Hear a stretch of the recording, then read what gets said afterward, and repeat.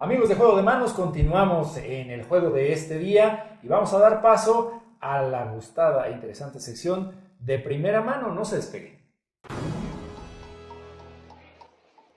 Efectivamente está con nosotros en el foro de Juego de Manos el senador Alejandro Encinas del Partido de la Revolución Democrática. Llegó usted ahora independiente. Sí. Sin embargo, le agradecemos mucho que se haya dado el tiempo en esta visita que tuvo usted a la ciudad de Toluca, muy interesante para plantear puntos que a lo mejor hasta el momento están en boga, ¿no? Todos quieren saber qué hacemos con esta urbe de 14 millones de habitantes.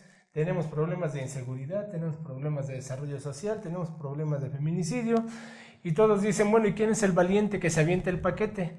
Y usted agarra y dice, no, ¿qué creen? Que espérense, primero vamos a tocar otros temas. ¿Cuáles son esos temas que hay que tocar antes de saber quién debe de encabezar ese Estado de México? Bueno, muchas gracias por la invitación. La verdad es que me da mucho gusto estar aquí en Juego de Manos contra los villanos. Contra la sí, claro. No, yo creo que lamentablemente el Estado de México hoy, de manera muy triste, es la suma de todos los problemas que vive nuestro país. Tenemos problemas de violencia, cada día creciente, mayor presencia lamentablemente de la delincuencia organizada, graves problemas de violencia de género, violencia muy hostil contra las mujeres. Al mismo tiempo, pues tenemos desde falta de crecimiento económico y falta de generación de empleos, problemas de corrupción, y yo lo sintetizaría básicamente en 4 grandes rubros. Primero, el tema de gobernabilidad y corrupción. Lamentablemente la corrupción se ha convertido en parte del engranaje fundamental de la operación y desarrollo del gobierno. El segundo, violencia e inseguridad, violencia en todos los sentidos, violencia de género, violencia política, violencia e inseguridad, en donde se han incrementado de manera muy significativa los homicidios vinculados con la delincuencia organizada. Veracruz y el Estado de México son las entidades donde mayor número de homicidios se registran en este rubro. Otro problema, por supuesto, vinculado con la pérdida y degradación de recursos naturales. No me refiero solamente a la recategorización del exnevado de Toluca, que estando en época de lluvia hoy, vemos no tiene ni un copo de nieve, se han perdido los glaciares más importantes derivados pues, de los problemas de urbanización de toda la zona metropolitana de Toluca y de Metepec, que se convirtió en una isla de calor, que junto con la sobreexplotación del agua ha cambiado pues, las condiciones climáticas que llevaron a la pérdida de los glaciares, sino también pues, los problemas vinculados con la pérdida de bosques, incluso santuarios del agua que se afectan con la carretera Naucalpan-Toluca, todo este corredor biológico que se perdió con la carretera La Marquesa-Toluca, y lo más grave, lo que es acabar con los vestigios de lo que fue una de las zonas lacustres más importantes del mundo, no solo de México, que es la zona lacustre de la Cuenca de México, con la construcción del aeropuerto sobre una parte muy significativa de lo que fue el viejo lago de Texcoco. Y el cuarto gran tema es el problema de la desigualdad, donde hay que reconocer que efectivamente uno de los problemas que diferencian al Estado de México del resto de la República es cómo tiene una tasa de crecimiento poblacional tan alta, muy acelerada, muy por encima de la que se registra, por ejemplo, en la Ciudad de México. La Ciudad de México está creciendo en alrededor del 1% anual. El crecimiento en los municipios de la zona metropolitana del Valle de México anda en el 3.5%, esto implica crecimientos hasta de 500,000 personas anualmente que vienen de otros lugares de la República y le mete una presión adicional a la dinámica de desarrollo del Estado, lo cual se va a complicar con la construcción del aeropuerto, porque una zona que tenía una sobrerecarga ya de demanda de servicios, ahora va a ser un nuevo polo de atracción que va a implicar tanto el aeropuerto como esta infraestructura que referíamos, con el tren México-Toluca, el tren de Chalco hacia La Paz, la construcción de las obras viales que se están construyendo, 15 para facilitar el acceso al aeropuerto, que antes de lo previsto, ya para el año 2030, aquí en la región centro del país se concentre alrededor del 36-37% de la población nacional, lo cual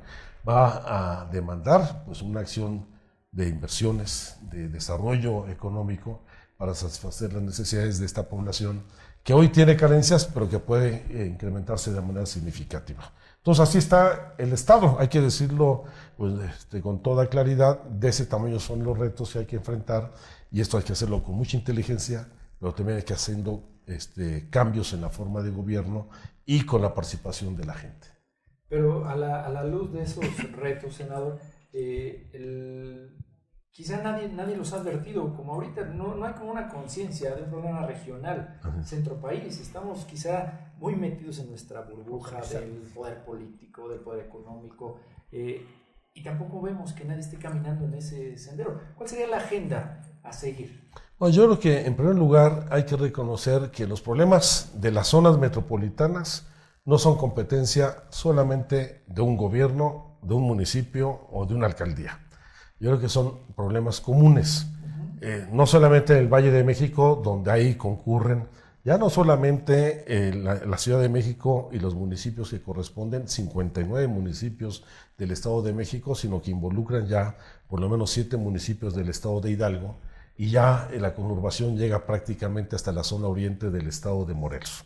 Ya hay que asumir que esta conurbación ya también se ha dado con la ciudad de Toluca, con la ciudad de Cuernavaca, y se ampliará muy pronto con toda seguridad a Cuautla y otras ciudades. Estamos en una megalópolis que no reconoce fronteras jurídicas, límites territoriales, jurisdicciones municipales, estatales o en este caso todavía de las delegaciones políticas, y que requiere de acciones conjuntas. Los problemas atmosféricos pues se dan de manera integral en una sola cuenca atmosférica como es el Valle de México. Los problemas de demanda de abasto de servicios en materia de agua, de recolección de residuos sólidos, son comunes para toda la región. Hasta los problemas de inseguridad y violencia no pueden seguirse atacando como si los municipios fueran islas distintas entre sí y con otras entidades federativas. Tenemos que asumir ya la dimensión metropolitana de este problema, y tenemos que dar pasos no solamente legales, sino también pasos políticos para generar un nuevo orden de gobierno de carácter metropolitano, en donde sin dañar la soberanía de los estados, la autonomía de los municipios libres, sí puede haber cesión de algunas competencias de manera coordinada para enfrentar de manera común este problema. En materia de seguridad hay que ir pensando, yo no vería ningún problema que se lograra crear una policía de carácter metropolitano para que pues, no exista este fenómeno que al pasarse de la frontera jurídica, que es de una banqueta a otra, del Distrito Federal al Estado de México, ya no se pueda perseguir a los delincuentes, que es un absurdo, hasta la acción conjunta coordinada de los cuerpos policíacos en un solo mando, coordinado con autoridades federales y por supuesto con las autoridades estatales para tener resultados más eficaces en el combate a la delincuencia. O el problema del abasto de agua.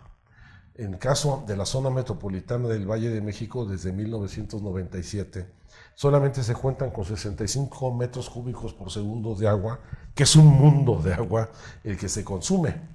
Cada vez, en su mayoría, hacia la zona del Estado de México. Particularmente, el 35% del agua con la que se abastece la ciudad que viene pues, del sistema Lerma y del sistema Cutzamala, aunque el 65% viene de los mantos freáticos del sur de la Ciudad de México o de algunos municipios, como el caso de Ecatepec y otros que tienen pozos de aguas profundas.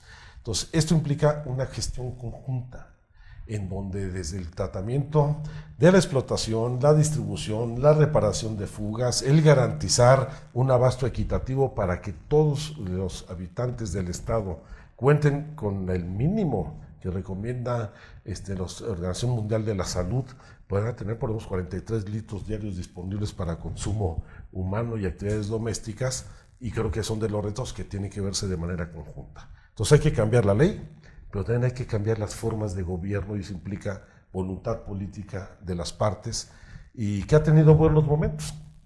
Cuando yo tuve la oportunidad de estar en la jefatura de gobierno de la ciudad, y el entonces gobernador del Estado de México era el actual presidente de la República, pues llegamos a crear una comisión ejecutiva de coordinación metropolitana, que fue el mejor momento de la coordinación metropolitana, que permitió tener un fondo metropolitano que ahora tiene un alcance de carácter nacional, donde establecimos las medidas que mejor impactaron en el combate a los problemas de contaminación atmosférica. La Comisión Ambiental Metropolitana funcionaba mucho mejor que lo que es hoy la Comisión Ambiental de la Megalópolis. Hay experiencias, ya hay resultados positivos y espero que se retome ese rumbo.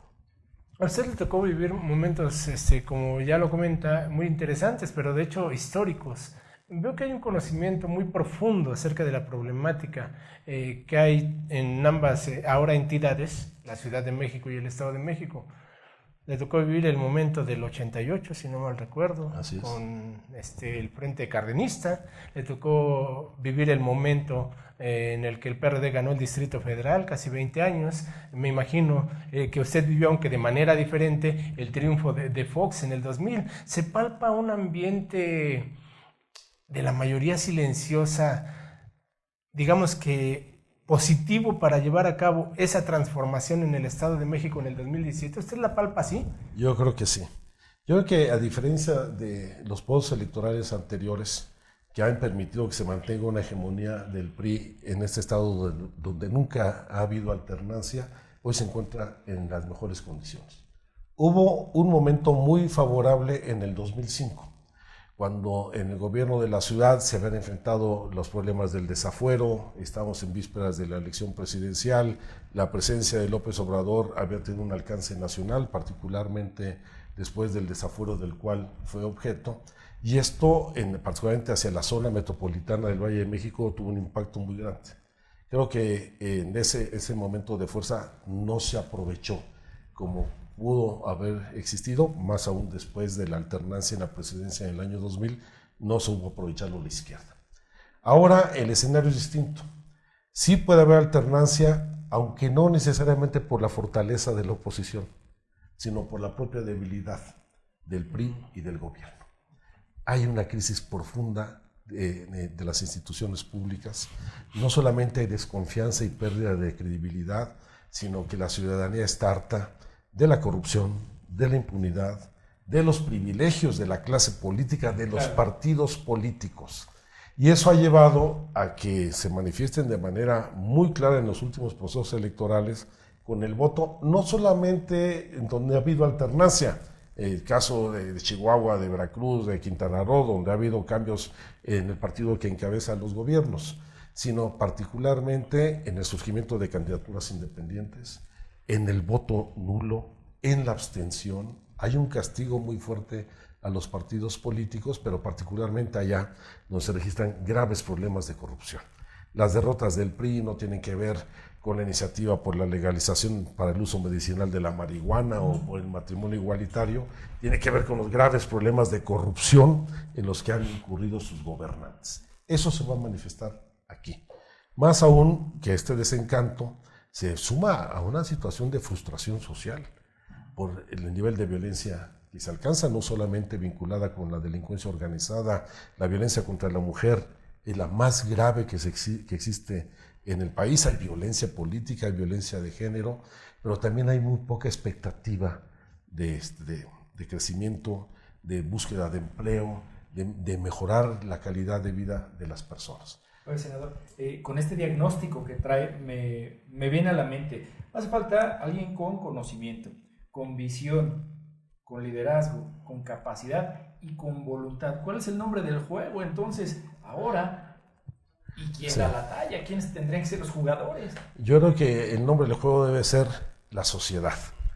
Porque no basta que haya un candidato o una candidata con experiencia, con voluntad, con decisión de hacer las cosas. Se necesita de un apoyo social muy importante, porque no basta ganar. Ahora que me han estado planteando que si voy a ir de candidato, que hay las mejores condiciones para ganar la elección, le digo, es muy sencillo. Yo aceptaría si contésteme 3 preguntas. ¿Quién va a ser el secretario de Gobierno? ¿Quién va a ser el Procurador de Justicia? ¿Quién va a ser el secretario de Seguridad Pública? Que ayuda a desmantelar no solo la red de corrupción que existe en los distintos órdenes de gobierno, sino la... Ándale, que está por aprobar de aquí. ¿Y quién va y cómo se va a desmantelar el nivel de penetración que la delincuencia organizada tiene en todos los órdenes de gobierno. Entonces, lo que digo es, para eso se necesita, sí hay gente, por supuesto que hay quien lo haga, pero se necesita, aparte de un muy buen equipo de trabajo con identidad, con compromiso, con ganas de hacer las cosas de manera honesta, ética, de un respaldo social importante. Porque a diferencia de otros estados, pongo el ejemplo de la Ciudad de México, cuando ganó el Partido de la Revolución Democrática y mucho de la estructura corporativa del PRI se sumó de inmediato, se fue a la cargada con el nuevo gobierno, la cosa es muy diferente aquí en el Estado de México. Porque aquí la estructura corporativa del PRI está asociada al poder político, al poder económico y al poder faccioso. Sí, claro. También en muchos casos con los malosos. Y esa estructura corporativa, desmontarla implica una gran responsabilidad y un compromiso de la sociedad para apoyar al gobierno para hacerlo. Por eso no hay que pensar, cuando hablamos de candidatos o candidatas aquí para la próxima elección, no hay que pensar en la lógica tradicional de sumar partidos, que las burocracias, las partidocracias se pongan de acuerdo, el PRI y el PAN, y ponen un candidato, y de que si sumamos votos ganamos. Eso no sirve absolutamente de nada, porque como se ha demostrado, sí se gana, pero no pasa absolutamente nada, no cambian las cosas. Entonces, perdón, esa sería como la receta para que en medio de la urgencia no nos equivoquemos en ir tras un espejismo. Exactamente, hay que ir a buscar una candidatura que tenga un respaldo social que vaya más allá de los partidos políticos. Si hoy los partidos políticos están severamente cuestionados, el hecho de que sumen una coalición en torno a un candidato o candidata que pueda tener buena reputación no es ninguna garantía para cambiar las cosas. Y ahí les pongo el ejemplo, el caso de Quintana Roo, sale Borges, pero entra Joaquín, que es de la aristocracia y de las viejas familias priistas del Estado, y fue cambiar para no cambiar nada. O en el caso de Veracruz, sale Duarte, pero llega Yunes, que fue el secretario de gobierno que persiguió al PAN y al PRD cuando el gobierno de Patricio Chirinos. Eso es cambiar para no cambiar nada. ¿Puebla qué le parece? Puebla, yo creo que es exactamente un fenómeno similar. Alguien que le ganaron las ganas, que llegó con el apoyo de una coalición muy amplia, que no solamente no estuvo a la altura del gobierno, sino que se ha convertido en un gobierno enemigo de su propio pueblo. Está confrontado con toda la población. Yo creo que, o el caso de Sinaloa, podemos ir analizando cada una de las coaliciones donde no hay más que el compromiso del quítate tú para ponerme yo, porque no hay gobierno de coalición. No hay un compromiso de un programa de gobierno compartido y simplemente este candidato puede ganar, juntémonos, gana y al día siguiente se desentiende de los compromisos. Pero usted ha hablado acerca de que sí está en favor de las alianzas siempre y cuando sean de izquierda. Por otro lado, las últimas encuestas suman a la izquierda con la derecha. Hasta donde yo tengo entendido, informes por ahí, usted se ha reunido en los últimos días con PRD y con Morena. Y con Movimiento Ciudadano y con mucha gente, ¿no? Al final de cuentas, entonces, queremos a la sociedad. Ya se está trabajando en un proyecto, nosotros queremos que la mayoría silenciosa entienda esta parte.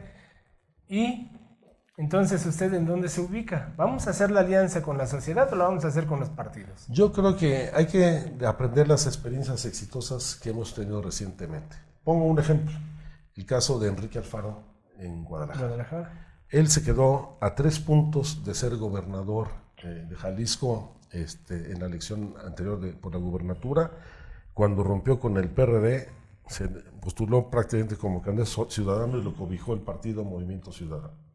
Si el PRD lo hubiera apoyado, hubiera ganado la elección porque la diferencia fue de 3 puntos porcentuales. Sí, claro. Pasan 3 años, va por Movimiento Ciudadano, pero sigue construyendo esa identidad ciudadana y no solamente ganan Guadalajara, sino ganan los principales municipios de la zona metropolitana, las principales ciudades del estado como Puerto Vallarta, la mayoría de los diputados locales y la mayoría de los diputados federales. Es decir, el virtual gobernador del estado hoy está en Enrique Alfaro y que da cuenta de cómo esa es la construcción de una candidatura con ese perfil es exitosa.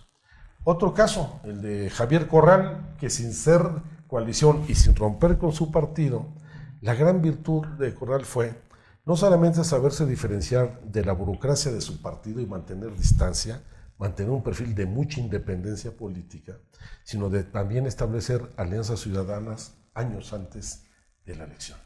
No solamente en Chihuahua, lo hizo en la Ciudad de México, donde articuló a todos los chihuahuenses que viven ahí en la capital. Y eso le permitió, en este frente por Chihuahua, pues atraer a gente del PRD y de otros partidos políticos.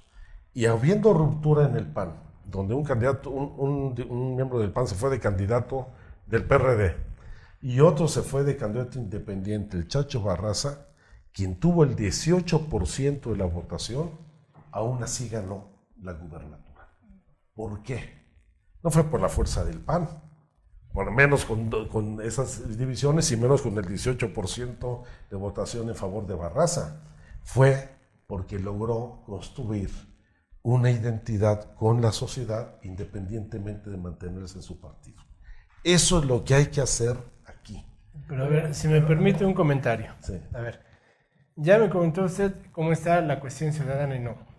Pero aquí el Estado de México, sus condiciones son muy diferentes. Así es. Socialmente, quien apoya o quien ha ganado los votos del Estado de México es Andrés Manuel López Obrador. Quiere decir que es el factor preponderante para que el próximo personaje, ya sea hombre o mujer, de la sociedad, gane el Estado de México, requiere el apoyo de Obrador. Y usted, por ejemplo, estaría dispuesto a enfrentar a Morena con el PRD o con una alianza, no sé, partido, PT, Movimiento Ciudadano, ¿sería capaz de ganarle? No, yo no quiero confrontarme con Morena, pues son mis compañeros, con ellos he trabajado muchos años, y sigo trabajando con la inmensa mayoría de ellos aquí en el Estado de México. Pero sí creo que hay que hacer un frente progresista en donde esté Morena. Y por supuesto, Andrés hoy es el dirigente de la izquierda que mayor crecimiento electoral y nivel de competitividad tiene respecto al resto de los candidatos de la izquierda. Pero también creo que él necesita no solamente jalar los votos que él ya tiene, sino que alguien le aporte votos. Y esos votos no solamente lo representa la candidata o el candidato que postule Morena, sino la articulación de fuerzas vinculadas a la sociedad para hacer la diferencia. Senador, tenemos que hacer una pausa. Sí. Le pedimos unos minutitos más para con mucho gusto. Nuestra charla, que está súper interesante. Estamos en Juego de Manos, de primera mano, hablando con el senador Alejandro Encinas. Después de esta pausa comercial, volvemos con ustedes.